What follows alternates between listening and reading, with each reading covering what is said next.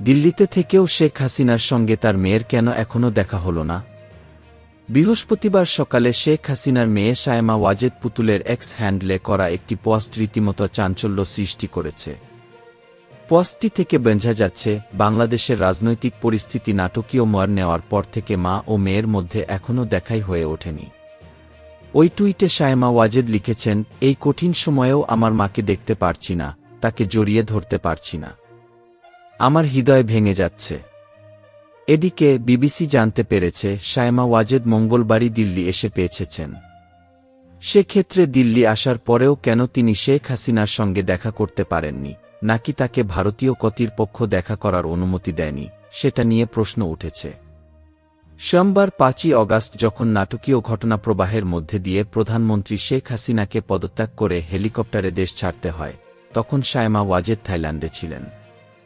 শায়মা ওয়াজেদ বর্তমানে বিশ্ব স্বাস্থ্য সংস্থার দক্ষিণ পূর্ব এশিয়ার আঞ্চলিক পরিচালকের পদে রয়েছেন, যার প্রধান কার্যালয় দিল্লিতে, এবং সেই সুবাদে তিনি আজকাল বেশিরভাগ সময় দিল্লিতে অবস্থান করেন। যতদূর জানা যাচ্ছে, মানসিক স্বাস্থ্য নিয়ে একটি আন্তর্জাতিক সেমিনার ও আলোচনা সভায় যোগ দিতে শায়মা ওয়াজেদ ব্যাংককে গিয়েছিলেন। এছাড়াও তার সে দেশে বিশ্ব স্বাস্থ্য সংস্থার আরও কিছু কাজ ছিল। কিন্তু শেখ হাসিনা দিল্লির কাছে হিন্ডনে অবতরণ করার ঘণ্টাখানেক পরেই তিনিও দিল্লির উদ্দেশ্যে রওনা দেন বলে বিবিসি জানতে পেরেছে। দিল্লিতে ভারতের একজন শীর্ষস্থানীয় কর্মকর্তা এদিন সকালে বিবিসি বাংলাকে বলেন, শায়মা ওয়াজেদ যেহেতু আঞ্চলিক পরিচালক হিসেবে জাতিসংঘ বা আন্তর্জাতিক সংস্থার একজন কর্মকর্তা, সে কারণেই হয়তো বিশেষ পরিস্থিতিতে ভারতে আসা শেখ হাসিনার সঙ্গে তার দেখা হয়ে ওঠেনি।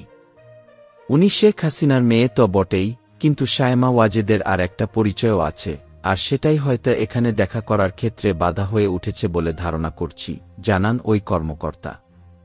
ভারত সরকার অবশ্য আনুষ্ঠানিকভাবে শেখ হাসিনার স্ট্যাটাস নিয়ে মঙ্গলবার বিকেলে দেশটির পার্লামেন্টে পররাষ্ট্রমন্ত্রী এস জয়শঙ্করের বিবৃতির পর থেকে আর কোনো মন্তব্য করেনি। তবে আজ সকালের টুইটে শায়মা ওয়াজেদ আরও লিখেছেন, আঞ্চলিক পরিচালকের ভূমিকায় তিনি অঙ্গীকারাবদ্ধ থাকছেন, যার মানে হল ওই দায়িত্ব তিনি ছাড়ছেন না এবং দিল্লিতে থেকেই কাজ চালিয়ে যাবেন। ইতিমধ্যে ভারতের পররাষ্ট্রমন্ত্রী এস জয়শঙ্কর দেশের পার্লামেন্টে জানিয়েছেন, শেখ হাসিনা গত সোমবার যখন ভারতে আসার অনুমোদন চেয়ে দিল্লিতে যোগাযোগ করেন, তখন সেই আশাটা সাময়িক বলে বলা হয়েছিল। কিন্তু এখন মনে হচ্ছে ভারতে তার এই থাকাটা দীর্ঘায়িত হতে পারে।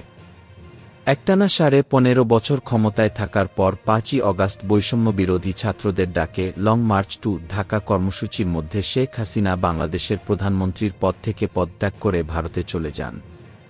বাংলাদেশের ইতিহাসে এর আগে ক্ষমতাচ্যুত হবার পর কোনো নেতা এভাবে দেশ ছেড়ে পালাতে বাধ্য হননি।